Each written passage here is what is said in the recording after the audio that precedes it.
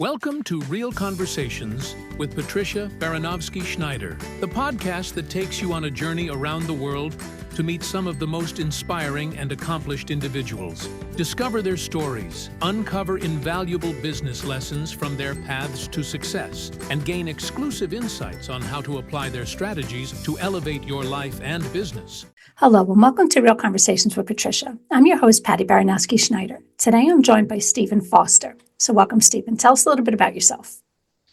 Good morning, or good evening. Depending on where you're at. So thank you so much for having me. So, and once again, my name is Stephen Foster, and I am a coach.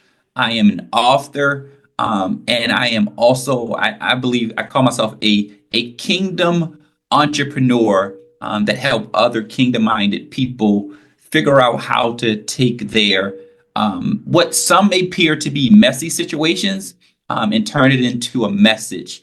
And when they can turn it into a message, I believe they become the answer to a problem that they only can solve. And so that's who I am. I help other people do that and become an answer to a problem that the world has been looking for them to solve.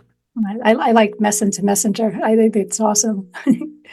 Now, I know just researching a little bit, you specialize in turning a single book into multiple revenue streams. So can you share some actionable strategies for authors and entrepreneurs to do this effectively? Yeah, so I think the first part of that is just understanding how important your story is. Right. And I think so many times, even authors and coaches and experts, and it can even be as simple as a single mom's journey. Or I work with another author that they had the death of a sibling, a twin sibling. And there are so many different messages that people have, and they simply think it's pointless or useless. And then others say, well, I'm just going to write a book. And I'm like, man, you don't know the power of your story. And so what I actually do is I help people understand the power of their story. And then not only understand the power of their story, but understand how their story can be multiplied. And the way that I do that is simply one book is an answer to a problem. And when you begin to answer a problem, you can now take that problem and multiply it in many different ways. And so for me, I take a mess and turn them into messages. And so now I travel around the states, and I travel from place to place, and I go on podcasts, and I create courses, and I create curriculum, and I create content. But all of these things, they stemmed from the book. And so when I help someone write a book, I'm telling you, when you write a book, you also have a coaching program. When you write a book, you also have a mentoring program. When you write a book, you also have content to go to a speaking engagements and share on a topic. And so what I help them do is, another way that I like to say it is that the message that you have, it is simply 2 fish and 5 loaves. It's just enough. But if you can take that, break it, and allow it to be blessed, it becomes something that can be multiplied and feed the multitude. And so your story has the potential to feed the multitude when we take that book and turn it into a thriving business and break it up and create multiple streams of revenue from that one single book. It's interesting because it is difficult. Like, I've written a couple books, and I just do it to get things off my chest or to talk about situations. And unless you know how to navigate it, it doesn't go anywhere. And it's and I've written stuff where people say, well, it sounds like you're just ranting. It's like, but I kind of am. I'm just getting this off my chest. And unless you know how to navigate that crazy world out there, it just sits on an Amazon website. So unless you know how to navigate and make something of it, it's a tricky thing. So authors really need help, which is awesome. Yeah, and you also know that it's a stat that basically says the average person only sells between 150 to 200 books in the lifespan. So they could have wrote the book 10 years ago, but in the lifespan of writing that book, it only normally sells between 150 to 200. And most of those people are family and friends. Mm-hmm. And I just think that's such a travesty for all the amazing authors that we have, for the amazing stories that we have, for the amazing experience that we have, that more people don't know about the expertise, the knowledge that you have, simply because it was not positioned in a way that you were able to break it, Yeah. that it became multiple streams. Yeah. Well, it gets a little tricky in the publishing world, because years ago, you would write a story and a publisher would be eager to promote it. That world has changed now. It's kind of like, half the publishers now want you to pay for that, which is, and so people just rely on Amazon. But again, if you don't know how to do anything, it just sits there. You did it, and like you say, you just tell your family and friends that you have this thing and they'll buy it. And that's pretty much where it goes, So, yeah, good people need to know about what you're doing. So you mentioned it a little bit with the coaching. So how can entrepreneurs build a thriving coaching business around their message? And what steps should they take to ensure a long-term success? Yeah. So here's the first, even a step back, that I think sometimes authors, and I deal with this all the time with people who are writing books and authors. I like to take them a step back, and I says, hey, we're writing this book, but what is the ultimate outcome of the book? And it's something, the exercise that I take all of my clients through is something called, what is your kingdom impact statement?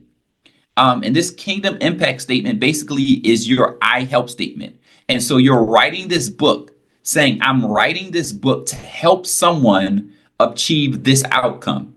And this is the first step. If you really want to see true impact in your book, you have to, because, I understand even what you were saying in your rant, that even when people come to me, I say, hey, listen, there's a difference between a testimonial, a journey book, and a problem and solution book.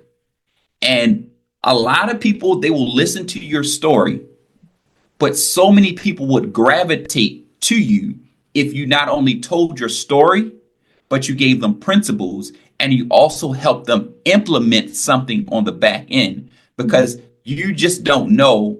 Your testimony was amazing, but you gave me nothing that I can grab onto to move forward, so that your testimony can become my testimony. And I think so many people, they want your story to be their story.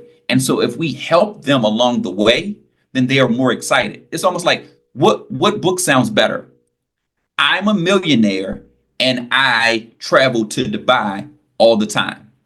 Or a book that says, hey, learn how I went from rags to riches in 3 months, and I did it as a single mom. Mm-hmm. And so now you have just said, man, I want to know how I can do that, because I'm struggling, because I don't have enough money. And I feel like I have a passion and a desire. I'm going to pick up this book versus someone just telling me how they did this. Right. I don't want to hear how great you are. Tell me how I could be great. Yeah. Yeah. Yep. Nice. So I guess what are some key components of a book-based funnel, and how can it be leveraged to generate sustainable income? Yeah, and so here's the first thing, and it's a secret that I'll give to your audience, and I really share this. So I am a 2-time best-selling author, and that is simply, here, don't miss the disclaimer, that is simply for clout. And let me explain what I mean there. So I put my book on Amazon just so that I can say it was a best-selling book in these 4 categories. Once I achieve that, I then take my book, I leave it on Amazon, because, Amazon itself, they don't tell you this, but like, you sell your book for $21, and Amazon ultimately may give you $9 of the $21. Mm-hmm. And so what did you actually win from that? $9. Okay. Not only that, every book you sell on Amazon, you don't, that person is just a sale. That person doesn't become a client. They don't become a future person that wants to work with you. And so this is the reason why a book funnel is so important, because it takes the traffic off of Amazon and it now puts the traffic in your CRM. It puts the traffic within your reach, in your warehouse, where anything that you're doing, you're promoting, you have going on, you have the ability to not just make a sale, but you have the ability to build a community, and now you have a client. And so this is why a book funnel is so important, because it gives you the control over your book to not just sell it, but also have the ability to create a journey in which people can walk alongside with you. Because I learned even in a book funnel that people that you invite into the journey of a book funnel, these people are more likely to turn into high-end clients. And they may have simply came in on a 499 or 799 book funnel. But by the end of the book funnel, I have now on one side got them to an upsell of maybe $50 to $75. They enjoyed me. They learned, liked, and trusted me. And now they set up a call, and now they are a client that is paying $5,000 to $10,000 for me to help coach them. That's awesome, because it is true. Like, some of the book, like I said, I just put them out there. And then someone said to me, oh, well, how many did you sell? I don't even know. I mean, because it's, it's a cheap book, no big deal, but I have no way to know. I get that random email that says like KDP, a percentage is going to be, I don't know who it was. I don't know which book they bought. It doesn't tell me anything. So it's like, okay, cool. But I couldn't tell you how many sold. I really have absolutely no clue. So yeah, I guess helping or trying to figure out how you can help these people, who they are, and bring them in for more is the whole point of why people would be doing this in the first place. So that's actually great. Yeah, Now, and it's super important. It's super important because like you said, if you had a way to know that, hey, today 4 books sold and they were on this, and so now you already know. Like, let's hypothetically say you wrote a book about time management. You wrote a book about overcoming depression. You wrote a book about like how to navigate rough seasons, right? And today you knew that these 4 people bought a book about time management. Well, now you can create some kind of email chain to follow up with them, to kind of give them little nuggets about, hey, time management, this and you're adding value to them. They've already purchased your book. And so now they are more likely to be opened up to, and this is one thing that I always teach people. It's the book is great because I want to give you tons of information on what. But the more I add value, I want to let you know that I'm the who. And so the book will give you what all of these steps are. But the better way to go, and this is even something that I kind of make sure that clients write in their book, like, I'm giving you all of the steps on what, but I would love to make the effort to make the steps that you have to take shorter when we can walk together with the who. And so that's just an important part to kind of think through as you're building things. It's like, hey, I'm giving you what, but just know the who is right here and would love to assist in the journey. I think that's awesome because, everybody I know that's written books, again, they have absolutely no idea about any of this. And they've tried to reach out to publishers, didn't get anywhere. They put it on Amazon, tell their family and friends, and that's pretty much where it goes. They hope and like to believe that the whole world got it and they're getting value from it, but how would you even know? It's not like people researched them and started, sending them emails or calling them up saying, oh my God, this is so valuable. Can you help? You don't get any of that. So, I never knew that there were people out there like yourself that, can help people navigate through this. So I think this is amazing and lots of people out there can use it. So. Yeah, because it's true. This is true and it's not true. Right. It is the opposite of if they build it, if you build it, they will come. Like, no, it is not if you write it, they will read it. Right. Now, if you write it, build it, promote it, and then break it, then they will come. Because there are ways that in my sleep, people are buying, seeing, and purchasing my book. But it starts with that book funnel. Right. And so like Amazon, because Amazon, yeah, sure, Amazon will tell you you can promote things and you can do things.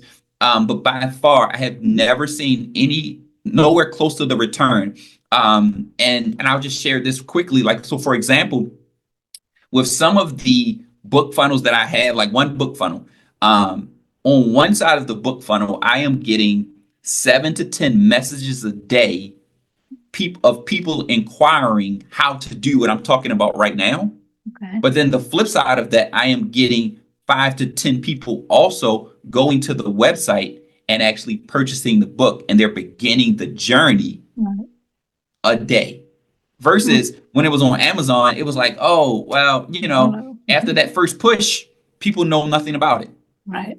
No, I think And that's, yeah, and important. so now I'm using Instagram and Facebook and Right. those platforms to now push my messages where people see the ad and they're like, Right. man, I want to turn my message into a message. Man, Right. I want to learn how to sell 20 books a day. And then they go through the funnel. Right.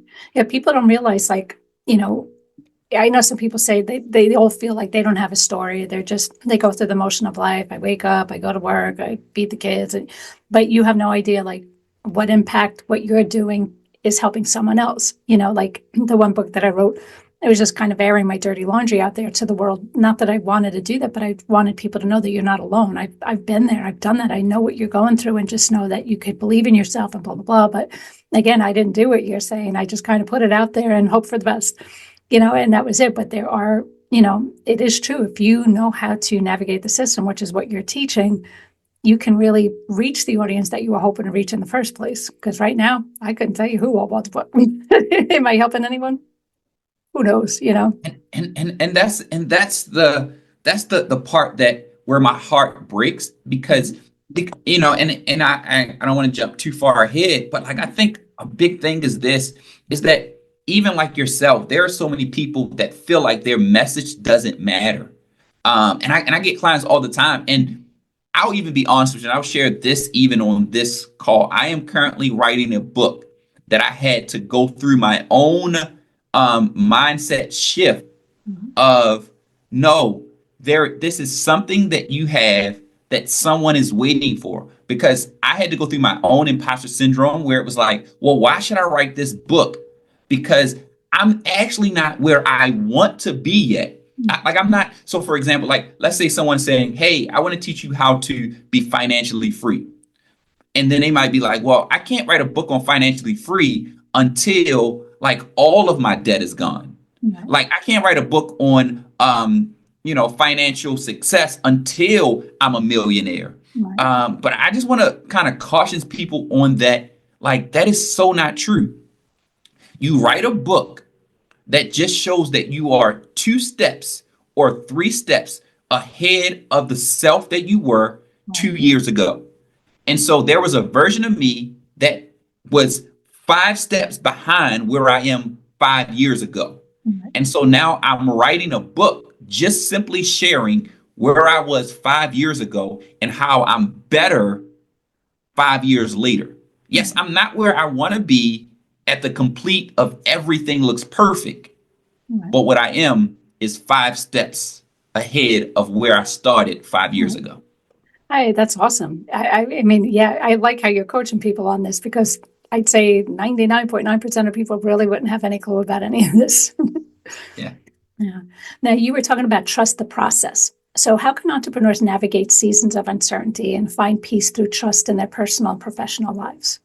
Yeah, and trust in the process, it's so important. And here's why. Because we live in a society where we think like we look at Instagram and we see someone's I'll keep it in the book analogy. We see someone's chapter 10 and we look at their chapter 10 based off our chapter 1. And so just because we're on chapter 1, we feel like that, oh my gosh, I'm behind. Like life has just thrown me the worst hand ever. And it's because we aren't trusting the process. And where we see them today, it's because of a process that they also had to go through. Mhm. And even in my own journey, I had to see that. Like I had to see that what I was going through, it was a process to make me better. It was a process to actually get me to the place where I needed to be. Right. There's a quote that says this, that our gifts will present us before kings.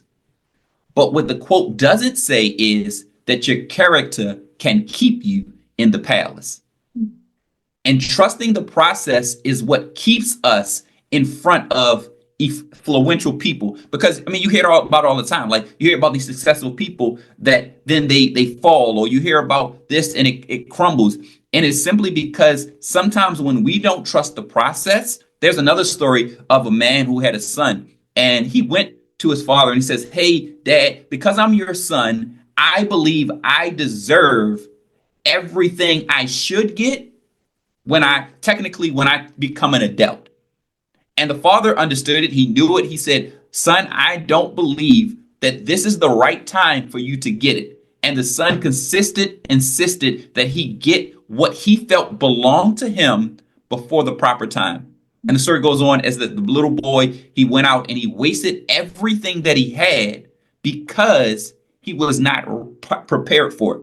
And so when we don't trust the process, sometimes we try to start businesses, or we go into relationships, or we move to different cities. And because we aren't trusting the process, we get things before the time. And before the time, it's too soon. It's almost like baking a cake. You can bake a cake and it is not good until it's done. Anything before it is just a gooey mess. Yeah. And many of us have started businesses, married people, started lives in a gooey mess. And now we're upset because of what we have, but it was simply because we didn't trust the process. Yeah. I forget the term that I heard, where life doesn't give you what you want, it gives you what you need. And, when the time is right, what you want will happen. But at that time, it's maybe just what you need and not what you wanted. You just have to be patient. So it's easier said than done. I get that. But yeah, I agree. Now, yeah, I say, and I'll piggyback even on that quote. I think another way even to say that quote is that life gives us raw materials. It never gives us the actual house. that's true. And what did they So say? it's our responsibility to trust the process so that the house can be built. Right. Yeah. I mean, that's what you always hear the term, like, "Oh, everything that I went through, it helped me become the person I am today." That is exactly it. You had the ingredients. You just had to piece it all together. Build your house. Nice. Yeah. Yeah.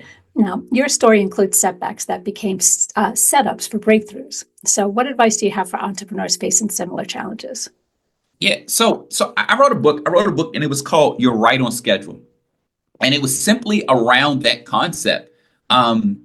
Because I think a lot of times, it kind of going back to what we said, even in trusting the process, I think that we believe that we're behind because all of us have set this idea of where I would be when I'm 21, where I'll be when I'm 30. Oh, by 40, I should be here. By 50, I should be doing that. Right. And what happens when life's and you hit that number and you didn't hit the expectation? Mhm.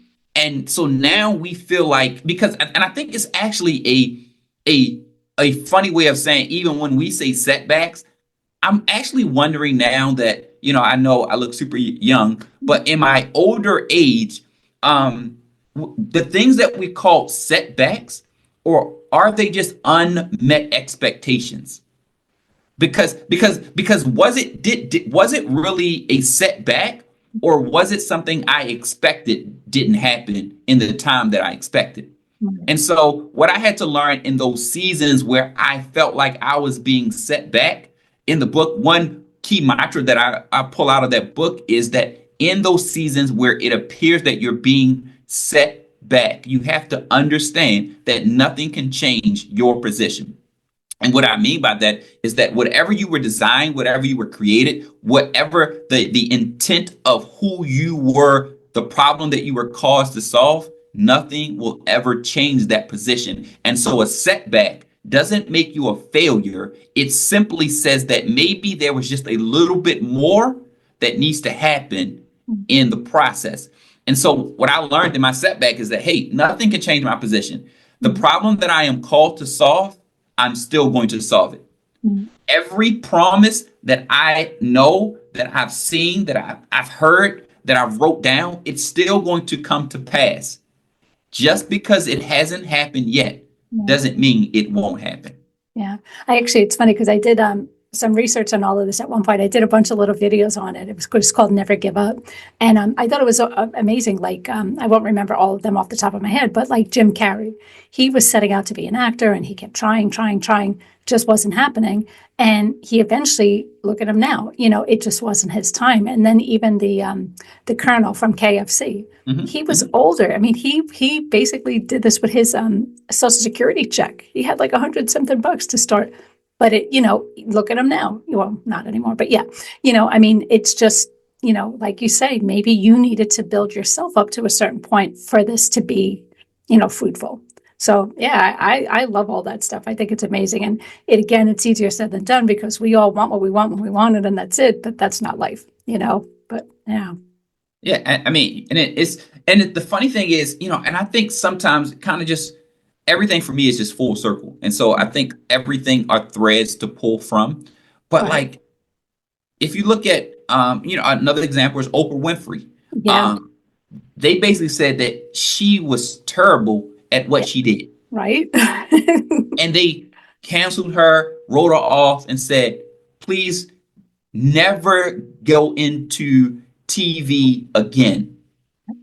Which is And if crazy. she would have said, okay, no, but she understood nothing can change my position. Right. Yeah, And she she could have been, continued she could have just quit and said, okay, it just wasn't meant to be. And you have to kind of have faith, if when your timing is right, it's right. And they always say, like the man above, he's going to tell you not when you want, he's going to tell you when you're ready for it. I 100% agree. Yeah. Now, speaking on that, like how can faith-based entrepreneurs balance their spiritual values with the demands of scaling a business? Yeah. So one thing I and this is one key thing that I even kind of tied back into faith-based, Right. is like, I want to make sure that and I teach this thing called the Kingdom Entrepreneurial Triangle. And it basically has, if you look at the triangle has 3 points. Right. And the way that I really try to get faith-based entrepreneurs to understand this is, if we look at the most times in life, Right. we wake up and we are saying, okay, how do I scale my business? How do I recreate my branding? How do I get more clients? How do I do all of these things? And we get on the rat race of going left to right, left to right, left to right. And so we wake up every morning and it's like, okay, what is my task? Okay, because we believe that our goal is to go from here to here. And so in business, we think like, oh, I should go from here to here, here to here. And so, okay, this year, what are we going to do? Yeah. Here to here. And the way that I try to help and coach faith-based entrepreneurs is to shift their thinking.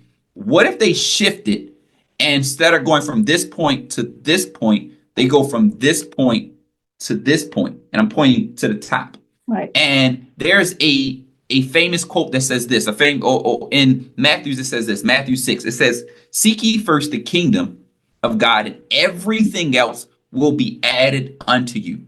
And so the way that I connect faith with faith-based entrepreneurs, I says, hey, what if you shift your mindset and stop so much focusing on the latest brand or the latest marketing tool and shift it and seek first the kingdom and allow him to add everything else?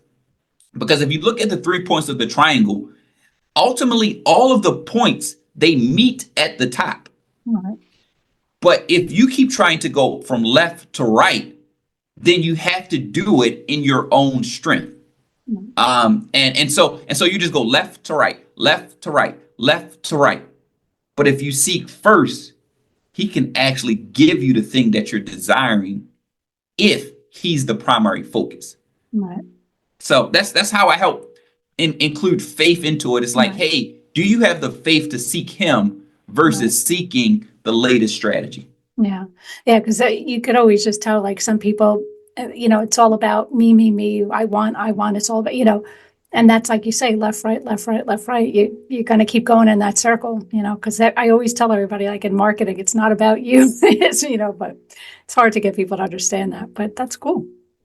So you mentioned a term like, what does grace over grind mean to you? And how can entrepreneurs apply the principle to achieve success without burnout? Oh man, this is something that I wish um, I learned earlier, Right. this grace over grind, because in my personal opinion, and I know culture tells us grind, grind, grind, grind, grind. Um, and in some ways, I understand what they're trying to say. Right. The problem with that is that when they say that, it also creates, in my opinion, a Right. very, and I hate to use this word, it creates a very satanic approach, because we're actually going against the grain of how we were designed. Right. Like, even if you look in the beginning, it talks about for 6 days we should work, and then the seventh day we rest.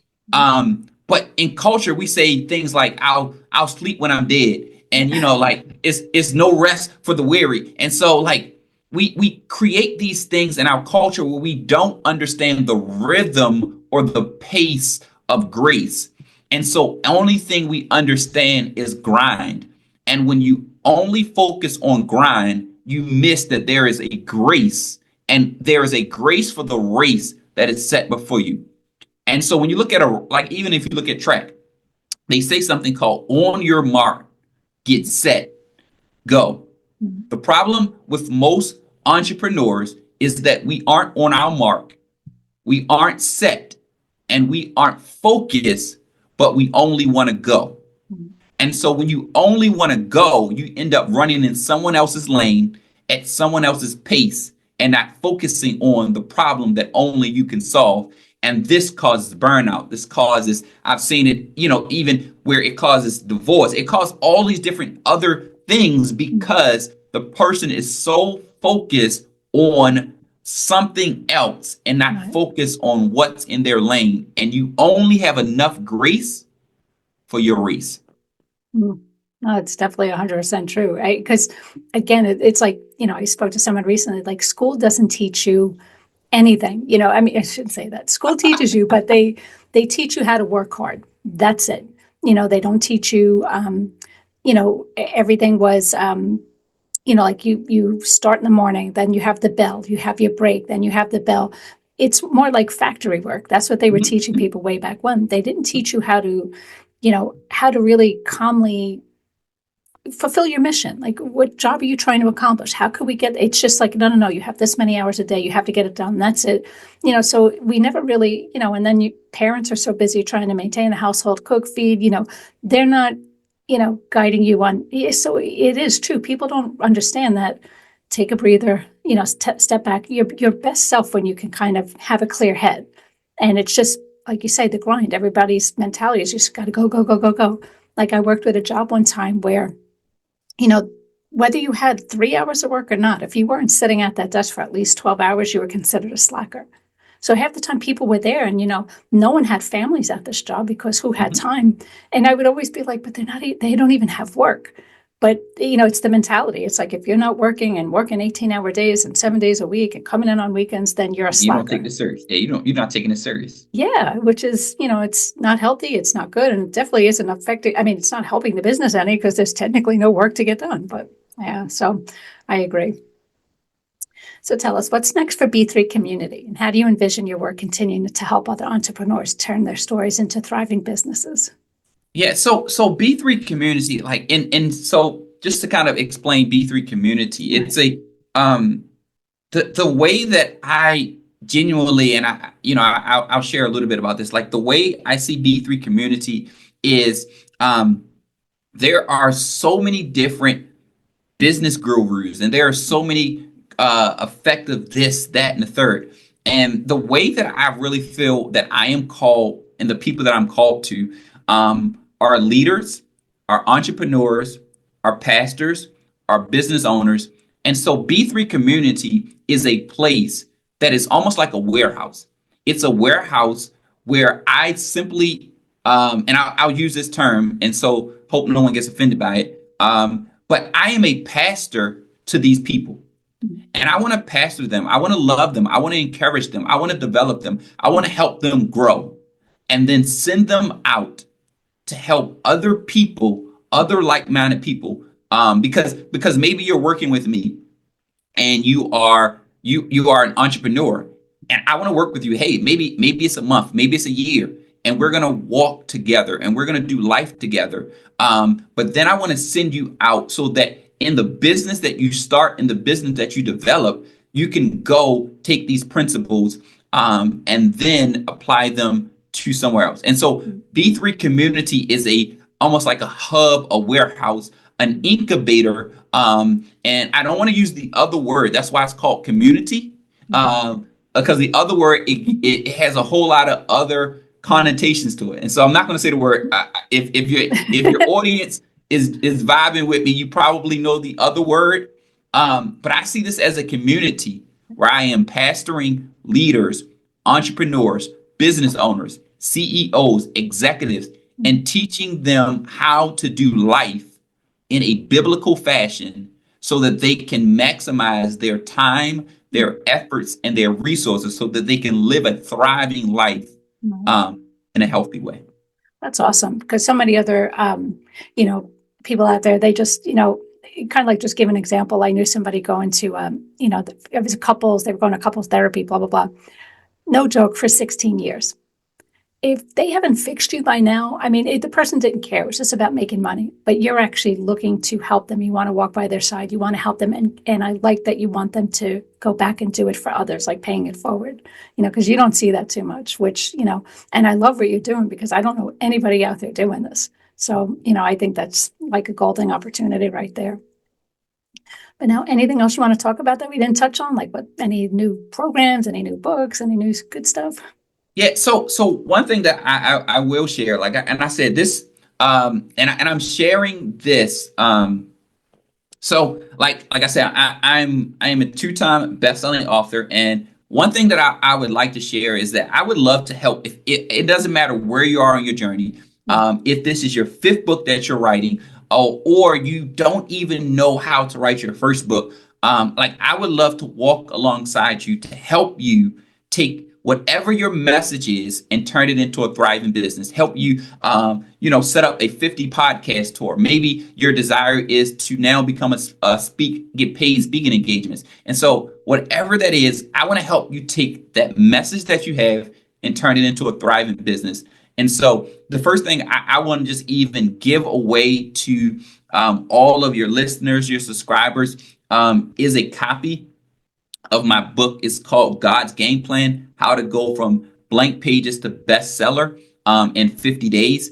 And so I want to give everyone that if you're watching, if you're listening, if you text this number 949-383-4502, the word next. And I'll say it again, 949-383-4502, the word next. I'll give you a copy of my book. And this book will help you kind of navigate your way to understand how to take whatever that message is and turn it into a thriving business. And so that's the first thing that I just want to offer to all of your listeners, to all of the subscribers today, a copy of that book. And then also, if you are interested in making your next step your best step, once again, I'll give the book, but I am the who, and I would love to make your next step your best step. And so if you would like to work with me, you can go to itsyournextstep.org and fill out a quick form, and we'll sit down and do a discovery call and a strategy session and figure out how we can maximize that message that is down on the inside of you. So that's what I would love to offer your subscribers today, because I believe that you have an answer to a problem that the world has been seeking. And I think today is long enough that you've been quiet on your story. I think that's awesome.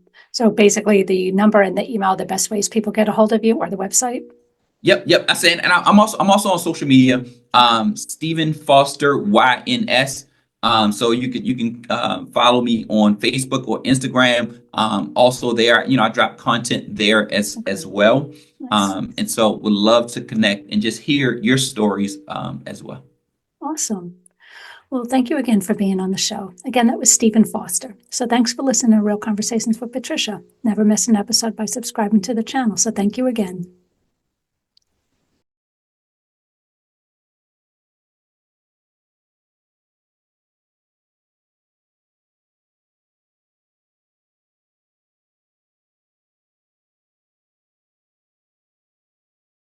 Thank you for listening to Real Conversations with Patricia, talking with some of the most brilliant minds on their journey to success and their recommended strategies. Please leave your feedback and visit pristineadvisors.com to get the latest and greatest business advisement on the planet. Feel free to let me know your thoughts, suggestions, and anything else you'd like me to cover. Together, we can make success happen for all.